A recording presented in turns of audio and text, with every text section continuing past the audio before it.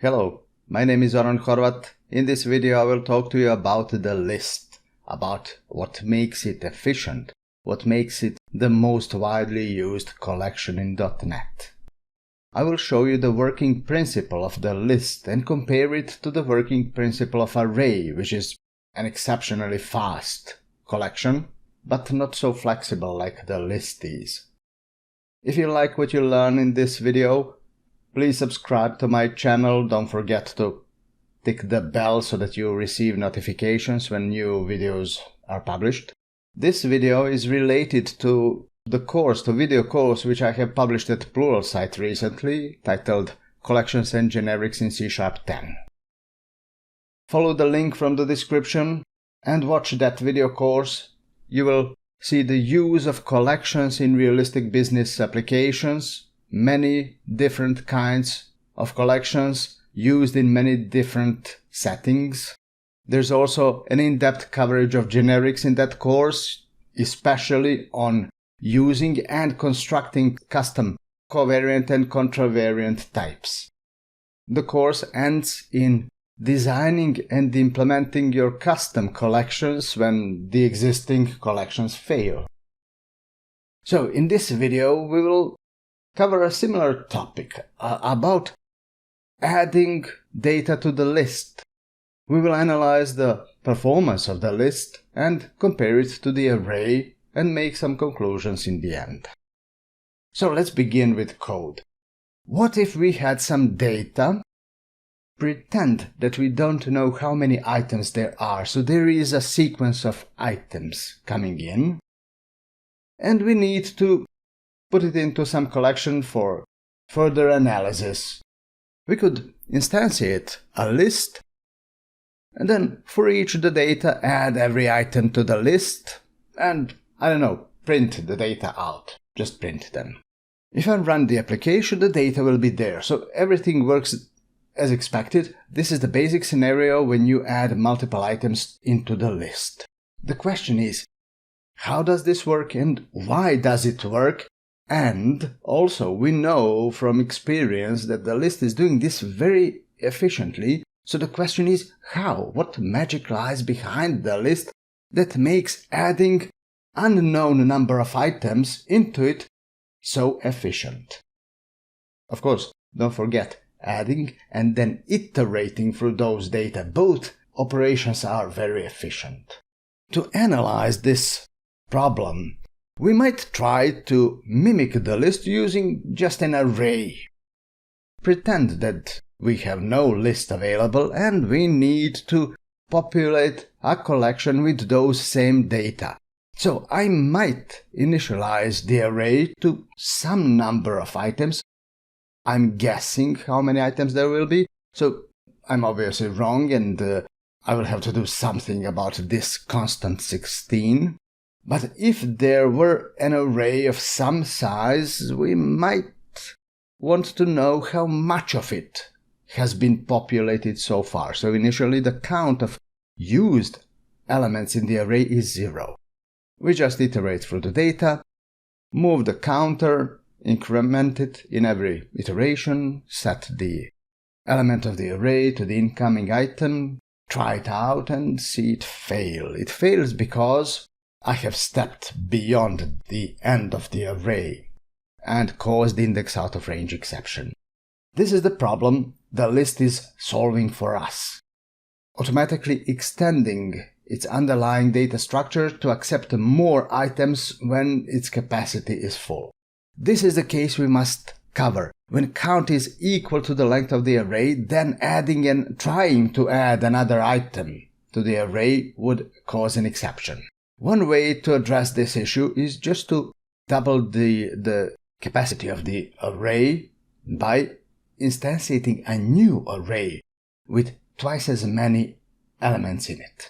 Then copy the existing array into that new array, leaving half of the new array unused, and then set the array to the new array. So forgetting the old small array, replacing it with a new array with half of the elements waiting to be populated.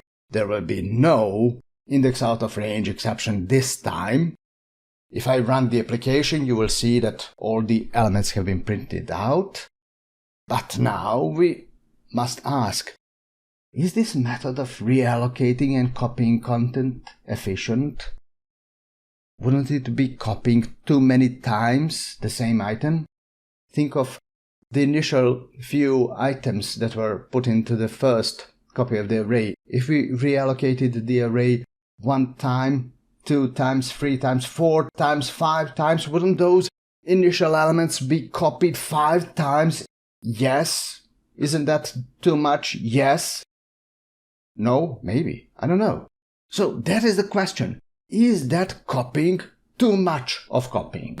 So if I told you that this is the working principle of the list class, first to store items inside a common array and then to double its size every time when its capacity is full, then the next question is, how many memory writes do we have to make to populate a list, including all these reallocations and copying of its content? We can calculate that number, and that is the crux of constructing any data structure. You just calculate the cost of using that data structure. For simplicity, since we are doubling the size of the array, let's say that there are 2 to the power of n items. We need 2 to the power of n writes just to put every item in, so we cannot escape having this many writes to the memory. But also, we are reallocating arrays and moving the existing content every time to the new array. How much does that cost? Alright, so we must copy 1 item to make the array of size 2. We must copy 2 items, then to make the array of size 4, then copy 4 items, and so on. In the end, we copy 2 to the power of n minus 1 items, when the list assumes its final capacity of 2 to the power of n. How many memory writes is that?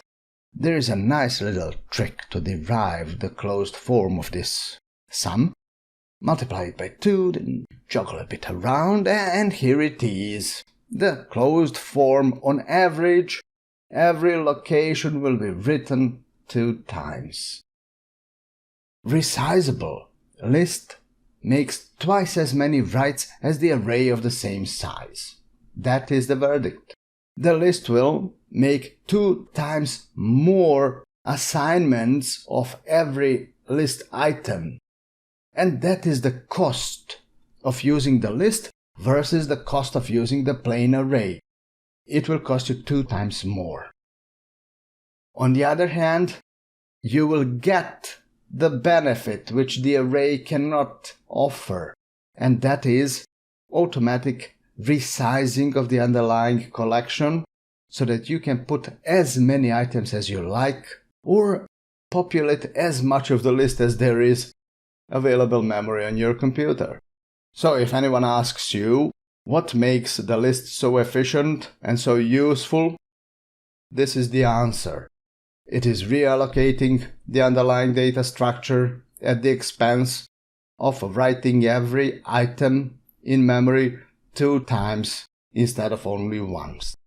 In the next video, we will get into the source code of the list, so that you can see this mechanism implemented privately and encapsulated inside a class which offers a nice public interface like add, remove at, for each, and similar methods that we are using in everyday coding.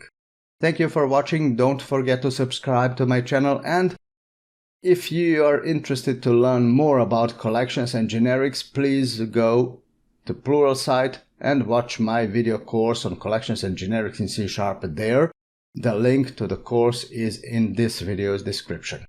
See you in the next video.